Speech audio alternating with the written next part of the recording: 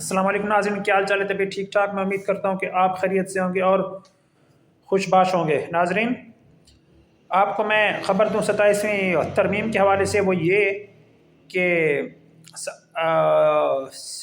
Saint سے منظوری کے بعد 27ویں آئینی ترمیم کا بل قومی اسمبلی میں پیش کر دیا گیا ہے۔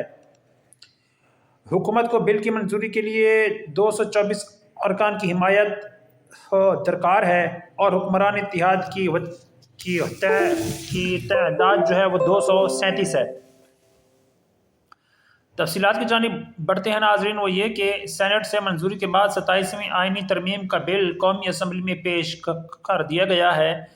تفصیلات کے مطابق قومی اسمبلی کا اجلاس اسپیکر ایاز صادق کی زیر صدارت شروع ہوا۔ اس کے ساتھ ہی 27ویں آئینی ترمیم کا بل قومی اسمبلی میں پیش کر دیا گیا۔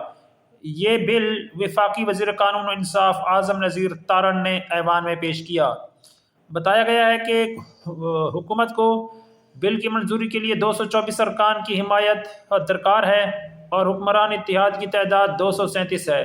قومی اسمبلی میں نون لیگ کے 126، پیپلز پارٹی کے 74، ایم کیو ایم پاکستان کے 22، مسلم لیگ کاف کے 5، استحکام پاکستان پارٹی کے 4، ضیاء لیگ بلوچستان عوامی پارٹی اور آزاد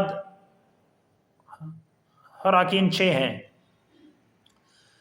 گزشتہ روز سینٹ میں بھی حکومت 27ویں آئینی ترمیم کے لیے 2/3 اکثریت حاصل کرنے میں کامیاب ہو گئی تھی، جس کے نتیجے میں 27ویں آئینی ترمیم کثرت رائے سے منظور کر لی گئی۔ ترمیم کے حق میں 64 ووٹ پڑے، جن میں پی ٹی آئی کے سیف اللہ ہبڑو اور جے یو آئی کے سینیٹر احمد خان نے آئینی ترمیم کے حق میں ووٹ دیا۔ پیر کے روز چیئرمین سینٹ یوسف رضا گیلانی کی زیر صدارت سینٹ کا اجلاس ہوا، جہاں فاروق ایچ نائک نے مشترکہ پارلیمانی کمیٹی برائے قانون و انصاف کی مجوزہ 27ویں ترمیم پر رپورٹ ایوان بالا میں پیش کی۔ ایوان میں رپورٹ پیش کرتے ہوئے انہوں نے کہا کہ مجوزہ ترمیم میں ججوں کی تعیناتی، عدالتی ڈھانچے اور صوبائی نمائندگی سے متعلق اہم تبدیلیاں تجویز کی گئی ہیں۔ بعد ازاں ترمیم کا بل وزیر قانون اعظم نذیر تارڑ نے پیش کیا۔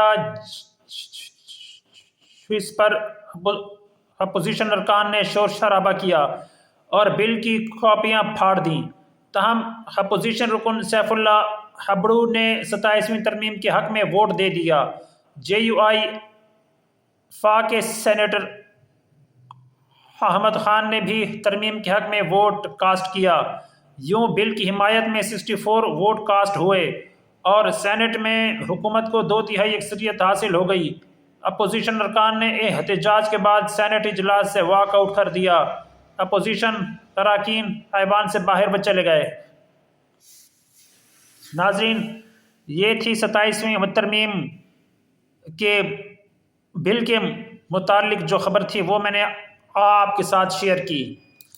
اب جو ہے ایک اور اہم خبر ہے، بڑی اہم خبر ہے، وہ یہ کہ سینیٹر عرفان صدیقی جو ہیں وہ انتقال کر گئے ہیں۔ ناظرین، تفصیلات کی جانب بڑھتے ہیں۔ سینیٹر عرفان صدیقی انتقال کر گئے۔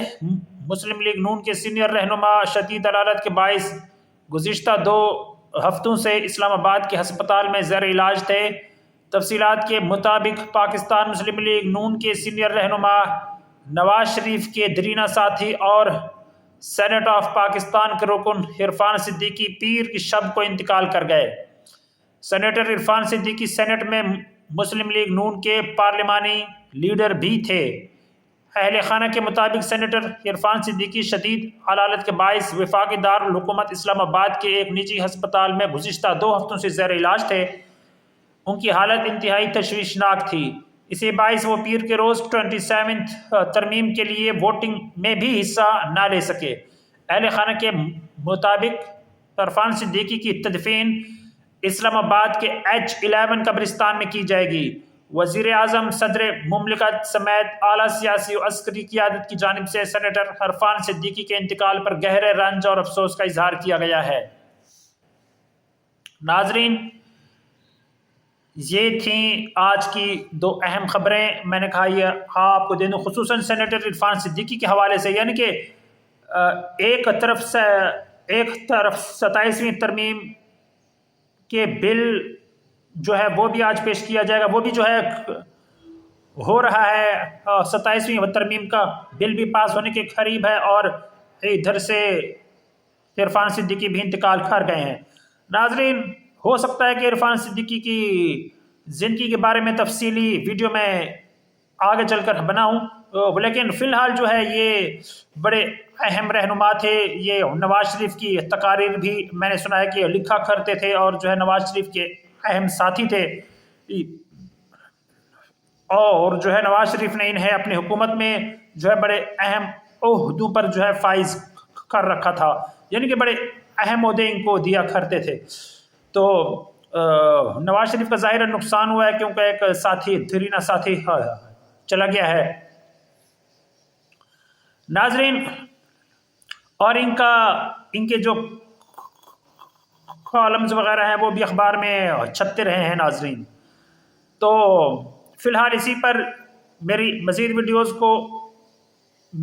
ویڈیوز اور اپڈیٹس کو دیکھنے کے لیے میرا چینل لائک، شیئر، سبسکرائب ضرور کریں، اور مجھے دعا میں یاد رکھیں. اللہ حافظ.